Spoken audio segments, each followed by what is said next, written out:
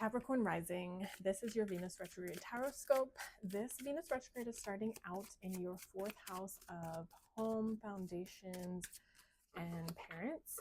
And it will be moving into your 3rd house of daily life, communication, siblings. So let's see what guidance and support the tarot has for you. Ooh, okay. The Star. How can you tend to your nervous system? How can you take care of yourself? How can you nourish yourself? This is essential work. This is probably some of the most important work I think that we'll ever do, because if we are burnt out, if we are living in fight or flight, if we're living in a functional freeze, it's really hard to do much. It's hard to enjoy life. It's hard to achieve our goals. This is about tending to yourself, deep care. And the Star often comes up when we are struggling to have hope. And that may be because things haven't worked out in the way we have wanted them to in the past. It may be because, we have really big goals that we've never achieved before, and we're not sure it's possible. And the remedy is to caretake yourself, is to support your nervous system, to regulate yourself, to build your nervous system capacity so that you can have hope again. And this card is showing up reversed.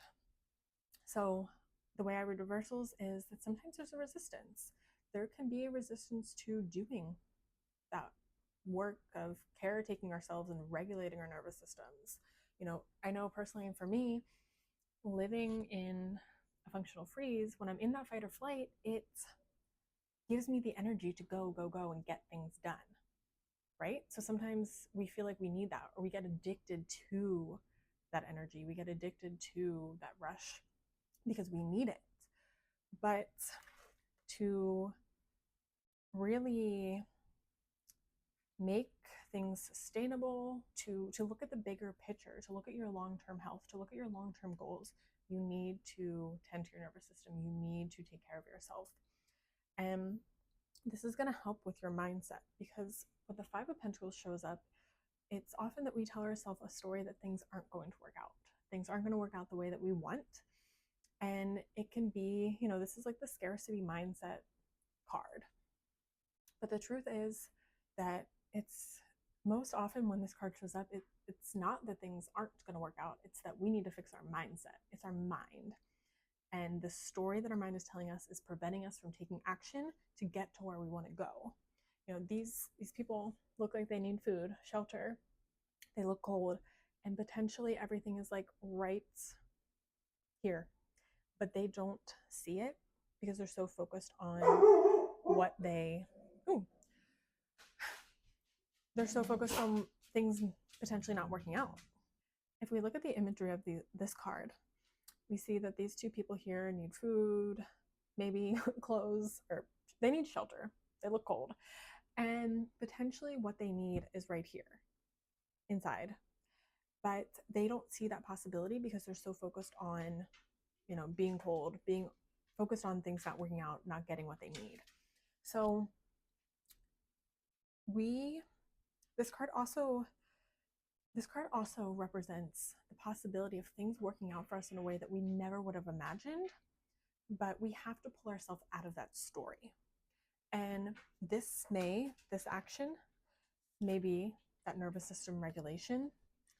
Sometimes it is just catching yourself in that story and doing something to distract yourself, to pull your mind out of that story. Go do something that brings you joy. Go phone a friend who can give you a different perspective, or take aligned action. I think that's one of the most valuable things we can do when this card shows up, is take aligned action towards what we want, even if it is the smallest action ever, because that action helps us see that we are on the path still, no matter what our mind is telling us. And that path may look different than you've planned. That the Eight of Cups invites you to really go after what you want, to not settle. This card can show up when you have something that is really close to what you want, but it is not exactly what you want. And the invitation is to trust yourself, trust that you are going to find a way, trust that it's all going to work out, but to trust yourself enough to not stay stuck in what's mediocre, what's okay. And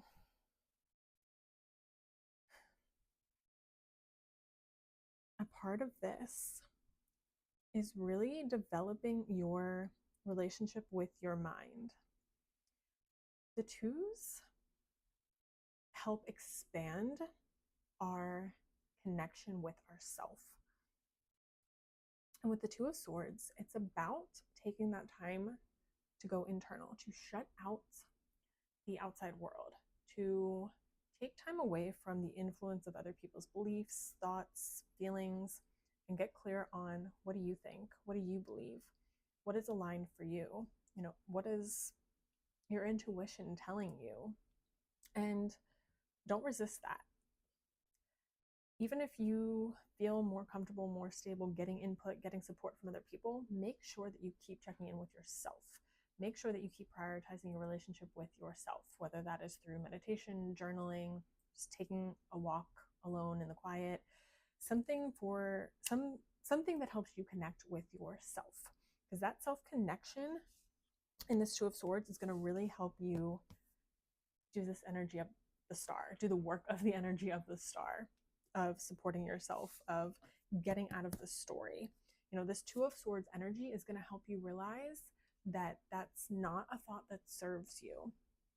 That maybe that belief that things aren't going to work out is a conditioning. That's someone else's belief, not yours. And when you deepen your connection with yourself, it makes it easier to trust yourself to continue on that path towards what you want. And that hope is going to come from that regulation, that prioritizing your own needs. You may see this show up in your home life, your foundation, or your daily life, the way you take care of yourself. Maybe this could be a call to really prioritize your self-connection each and every day. This could be an offering for you to work on that connection with self so that you can show up and communicate in a way that is more aligned with your wants and your needs. I hope this helps. I hope this reading is supportive for you as you move through this Venus retrograde. If you feel called to book a one-on-one reading, I will put the link in the description below. I offer one-on-one readings and also pre-recorded readings as well. Thanks for watching, and make sure to subscribe so you can get more tarot scopes in the near future.